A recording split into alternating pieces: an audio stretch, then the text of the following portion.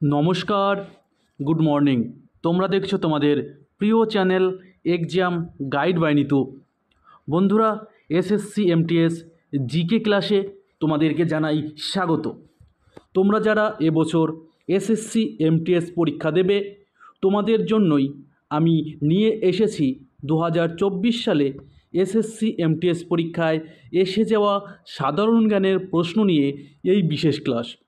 আজকে আমি করাবো 19তম ক্লাস, যেটি 15ই অক্টোবর 2024 সালে দ্বিতীয় শিফটে পরীক্ষায় এসেছিল। তো বন্ধুরা, তোমরা যারা এখনও পর্যন্ত চ্যানেলটি সাবস্ক্রাইব করোনি, চ্যানেলে নতুন রয়েছো, অবশ্যই চ্যানেলটি সাবস্ক্রাইব করে নেবে। আর ভিডিওটা ভালো লাগলে অবশ্যই লাইক করবে, বন্ধুদের সঙ্গে শেয়ার করবে। তো চলো শুরু করি আজকের প্রশ্নপত্রগুলো। প্রথম প্রশ্ন দেখো কি বলেছে, সারা বিশ্বে কত্থক নৃত্যের ধরন প্রচারের জন্য জাতীয় নৃত্য শিরোমণি পুরস্কার 2019 কে পেয়েছেন? তো জাতীয় নৃত্য শিরোমণি পুরস্কার 2019 পেয়েছেন অনিন্দিতা নেওগিয়ানম। অনিন্দিতা নেওগিয়ানম তিনি কোন নৃত্যের সঙ্গে যুক্ত? তিনি কত্থক নৃত্যের সঙ্গে যুক্ত। এই কত্থক কোন রাজ্যের শাস্ত্রীয় নৃত্য? তো উত্তরপ্রদেশের শাস্ত্রীয় নৃত্য। দেখো, 2022 সালে বিখ্যাত কুচিপুড়ি নৃত্যশিল্পী অপর্ণা সতীশান এই জাতীয় নৃত্য শিরোমণি পুরস্কার পেয়েছেন। পরবর্তী প্রশ্ন, কোন ভারতীয় রাজবংশ অত্যন্ত দক্ষ ব্রোঞ্জ ভাস্কর্য তৈরির সাথে জড়িত? তো সঠিক উত্তর হবে চোল রাজবংশ। চোল রাজবংশের সময় ব্রোঞ্জ ভাস্কর্যের তৈরি খুবই গুরুত্ব পেয়েছিল। দেখো, তাদের নির্মিত ব্রোঞ্জ মূর্তির মধ্যে নটরাজ মূর্তি ছিল অন্যতম। এই ব্রোঞ্জের নটরাজ মূর্তি, এই নটরাজ কিসের? এই নটরাজটি নিত্যরত শিবের মূর্তি। নিত্যরত শিবের মূর্তি এই নটরাজ মূর্তি, যেটা ব্রোঞ্জের নির্মিত ছিল। কার কোন আমলে? এই চোল আমলে। ভারতের কোন মন্ত্রক প্রধানমন্ত্রী রোজগার প্রোৎসাহন যোজনা চালু করেছিল? প্রধানমন্ত্রী রোজগার প্রোৎসাহন যোজনা বা PMRPY এটি শ্রম ও কর্মসংস্থান মন্ত্রণালয় চালু করেছিল। এই যোজনাটি কবে চালু হয়েছিল? তো এই যোজনাটি 9ই আগস্ট 2016 সালে চালু হয়েছিল। চলো নেক্সট। 1506 সালে কোন বিখ্যাত মধ্যযুগীয় সঙ্গীতশিল্পী মধ্যপ্রদেশের গোয়ালিয়রে জন্মগ্রহণ করেন? তো তিনি হলেন তানসেন। তানসেন, যিনি মধ্যপ্রদেশের গোয়ালিয়রে জন্মগ্রহণ করেন। তানসেন, যাকে রামতনু নামেও জানা যায়, এই তানসেন সম্রাট আকবরের রাজসভায় একজন সঙ্গীত শিল্পী ছিলেন। দেখো, তোমাদের অনেকের প্রশ্ন আসে যে এই তানসেন পুরস্কার কোন রাজ্য সরকার দেয়? তো তানসেন পুরস্কার কিন্তু এই মধ্যপ্রদেশ সরকার দেয়। ঠিক আছে, যেহেতু তানসেনের জন্ম মধ্যপ্রদেশে, সেজন্য কিন্তু মধ্যপ্রদেশ সরকার তানসেন পুরস্কার দিয়ে থাকেন। নিচের কোন যুদ্ধ 1761 সালে সংগঠিত হয়েছিল? তো 1761 সালে সংগঠিত যুদ্ধ হলো তৃতীয় পানিপথের যুদ্ধ। এই তৃতীয় পানিপথের যুদ্ধ কাদের মধ্যে হয়েছিল? মারাঠা এবং আফগানদের মধ্যে হয়েছিল। মারাঠাদের নেতৃত্ব ছিলেন সদাশিব রাও এবং আফগানদের নেতৃত্ব ছিলেন আহমেদ শাহ আবদালি।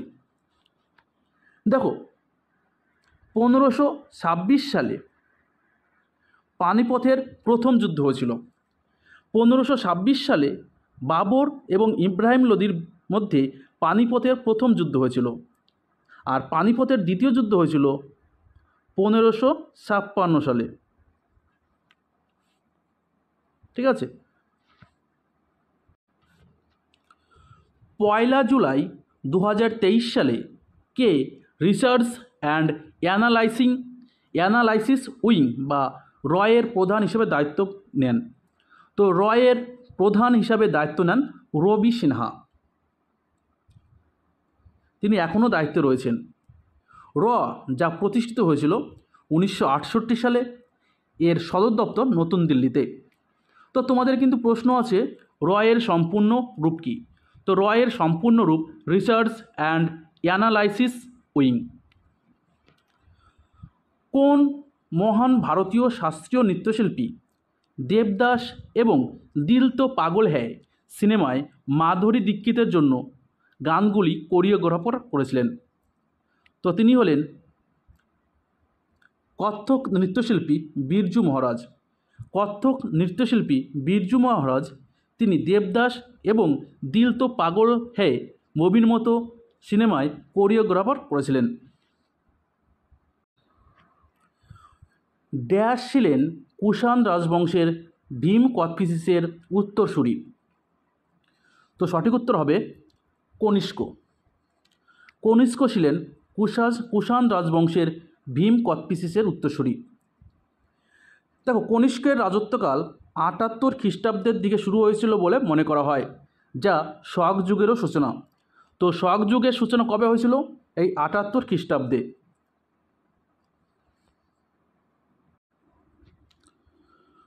কোন বছরে ভারতের সুপ্রিম কোর্টের বিচারপতিকে অপসারণের জন্য প্রথম প্রস্তাবটি সংসদ সদস্যদের স্বাক্ষরিত হয়েছিল? তো সঠিক উত্তর হবে 1991 সালে। 1991 সালে সুপ্রিম কোর্টের কোনো বিচারপতিকে অপসারণের জন্য এই প্রস্তাবটি সংসদ সদস্যদের দ্বারা স্বাক্ষরিত হয়েছিল। আর যে বিচারপতির বিরুদ্ধে এটি স্বাক্ষরিত হয়েছিল, তো তিনি হলেন বিচারপতি ভি রামস্বামী। সারদা নদী, পরবর্তী প্রশ্ন কি বলেছে, সারদা নদী নেপাল হিমালয়ের ড্যাশ হিমবাহ থেকে উৎপন্ন হয়েছে? তো সঠিক উত্তর হবে মিলাম হিমবাহ থেকে এই সারদা নদী উৎপন্ন হয়েছে।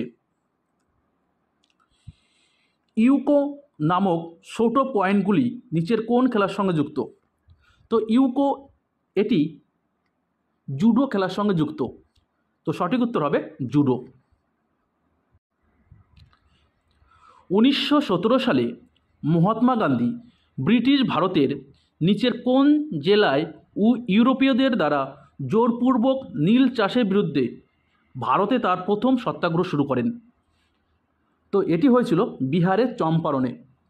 বিহারে চম্পারণে নীল চাষিদের বিরুদ্ধে আন্দোলন ছিল মহাত্মা গান্ধীর ভারতে প্রথম তার সত্যাগ্রহ, যেটি হয়েছিল 1917 সালে। চলো নেক্সট। কোন দিন আন্তর্জাতিক অহিংসা দিবস পালন করা হয়? তো আন্তর্জাতিক অহিংসা দিবস প্রতি বছর 2রা অক্টোবর পালন করা হয়। কারণ কি উপলক্ষে এই আন্তর্জাতিক অহিংসা দিবস পালন করা হয়? কারণ এই 2রা অক্টোবরই জাতির জনক মহাত্মা গান্ধীর জন্মদিন। তো সেই মহাত্মা গান্ধীর জন্মদিন উপলক্ষে আন্তর্জাতিক অহিংসা দিবস পালন করা হয়। পরবর্তী প্রশ্ন, জাতীয় আয় হিসাব রক্ষণের প্রেক্ষাপটে মোট দেশজ উৎপাদন বা জিডিপি কি? তো মোট দেশজ উৎপাদন বা জিডিপি সম্পূর্ণ রূপ গ্রস ডোমেস্টিক প্রোডাক্ট।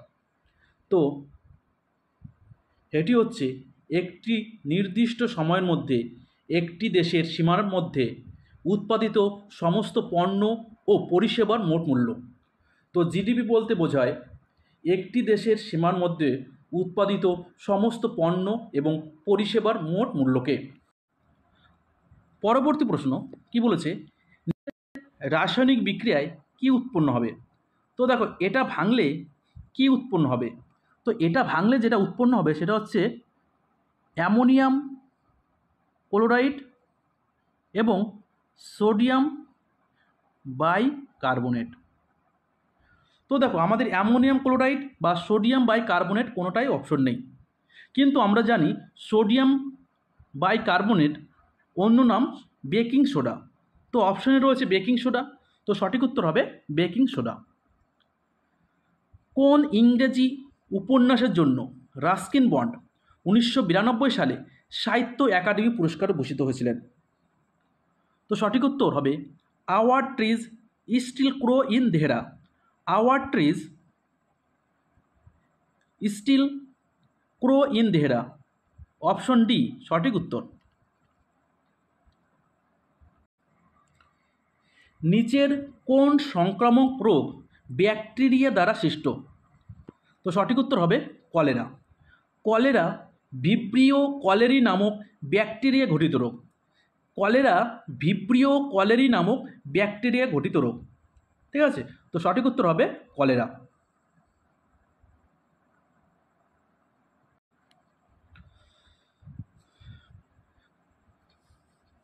পয়েন্ট 04 সেকেন্ডে একটি তরঙ্গের কম্পাঙ্ক কত হবে? তরঙ্গের কম্পাঙ্ক, ঠিক আছে, তো তরঙ্গের কম্পাঙ্কের সূত্র হচ্ছে এফ সমান সমান 1/t। তো এখানে 1 রয়েছে আর টি হচ্ছে সময়, সময় কত হচ্ছে 0.04। এবার ভাগ করো, দেখো কত হচ্ছে 25 হার্জ। তো সঠিক উত্তর হবে 25 হার্জ। হাকিম মির্জার ড্যাশের পর আকবর কাবুলকে তাদের সাথে যুক্ত করেন এবং রাজা মান সিংকে জায়গির হিসেবে দান করেন। তো এটা হয়েছিল হাকিম মির্জার মৃত্যুর পর। তো সঠিক উত্তর হবে হাকিম মির্জার মৃত্যুর পর। তো হাকিম মির্জার মৃত্যুর পর আকবর কাবুলের জায়গির কাকে দান করেছিল? রাজা মান সিংহকে। নিচের কোন লৌহ ও ইস্পাত কারখানাটি ওড়িশায় অবস্থিত? তো উড়িষ্যার যে লৌহ ইস্পাত কারখানাটি অবস্থিত সেটা হচ্ছে রাউরকেল্লা। রাউরকেল্লা এই স্টিল প্ল্যান্টটি 1959 সালে জার্মানির সহযোগিতায় প্রতিষ্ঠিত হয়েছিল। ভারতের কোন ক্রীড়াক্ষেত্রে রাজা বালিন্দ্র সিং ট্রফি দেওয়া হয়? তো রাজা বালিন্দ্র সিং ট্রফি দেওয়া হয় জাতীয় গেমসে যে দল সবচেয়ে বেশি সোনা পায়। ঠিক আছে, তো ভারতীয় জাতীয় ক্রীড়া প্রতিযোগিতায় যে দল বেশি সোনা পায় তাদের এই রাজা বালিন্দ্র সিং ট্রফি দেওয়া হয়। দেখো 38তম জাতীয় গেমস যেটা 2025 সালে অনুষ্ঠিত হয়ে গেল, সেখানে সার্ভিসেস দল এই রাজা বালিন্দ্র সিং ট্রফি জিতেছে। তো দেখো তোমরা যারা এখনও পর্যন্ত এই 38তম জাতীয় গেমসের ভিডিওটা দেখোনি, অবশ্যই কিন্তু দেখে নেবে, কারণ ওখান থেকে কিন্তু 1 নম্বর কিন্তু নিশ্চিত আসবেই আসবে। জলে ঝুলে থাকা কঠিন পদার্থ জলের ঝাপসা বাড়াতে পারে। নিচের কোনটি জলের অস্পষ্টতা পরিমাপের প্রতিনিধিত্ব করে? তো দেখো জল যদি ঘোলা হয় তখন কিন্তু জল অস্পষ্টতা দেখা যায়, মানে স্পষ্ট দেখা যায় না জলকে। জল যদি ঘোলাতে হয়ে যায় তখন কিন্তু জলকে আর স্পষ্টভাবে দেখা যায় না, তখন অস্পষ্ট দেখা যায়। দেশের বিভিন্ন আদিবাসী জনগোষ্ঠীর মধ্যে চাকমারা প্রধানত বাংলাদেশের কোন অঞ্চলে বাস করে? তো এই চাকমা একটি আদিবাসী জনগোষ্ঠী, এটি প্রধানত পার্বত্য চট্টগ্রামে বসবাস করে। পার্বত্য চট্টগ্রামে এই চাকমা জনজাতি বাস করে থাকে। 2024 সালের জানুয়ারিতে প্রধানমন্ত্রী নরেন্দ্র মোদী সাবিত্রীবাই ফুলের জন্মবার্ষিকীতে শ্রদ্ধাঞ্জলি অর্পণ করেছিলেন। প্রধানমন্ত্রীর উল্লেখ অনুসারে সাবিত্রীবাই ফুলে কোন ক্ষেত্রে গুরুত্বপূর্ণ অবদান রেখেছে? তো প্রধানমন্ত্রীর উল্লেখ অনুসারে তিনি শিক্ষা এবং সামাজিক সংস্কারের ক্ষেত্রে বিশেষ অবদান রেখেছেন। দেখো সাবিত্রীবাই ফুলের দুটি বিখ্যাত কাব্যগ্রন্থ কাব্যফুলে এবং বামন কাশী সুবোধ রত্নাকর, বামন কাশী সুবোধ রত্নাকর এবং কাব্যফুলে, এই দুটি কাব্যগ্রন্থ কিন্তু সাবিত্রীবাই ফুলের লেখা। যদি একজন নাগরিক তার এলাকার সৌধ রক্ষায় সরকারকে সাহায্য করেন তাহলে তিনি নিম্নলিখিত মৌলিক দায়িত্বগুলোর মধ্যে কোনটি পালন করছে? তো তিনি সমৃদ্ধ ঐতিহ্য সংরক্ষণ এবং সংস্কৃতি মূল্যায়ন এইটি কিন্তু পালন করছেন। অর্থাৎ আমাদের সংস্কৃতি ঐতিহ্য রক্ষা করা এবং গুরুত্বকে স্বীকৃতি দেওয়াকে বোঝায়। ঠিক আছে? তো বন্ধুরা, ভিডিওটা এই পর্যন্তই। ভিডিওটা ভালো লাগলে লাইক করে বন্ধুদের সঙ্গে শেয়ার করবে। আবার দেখা হচ্ছে আগামীকাল। ততক্ষণ ভালো থাকবে, সুস্থ থাকবে। ধন্যবাদ।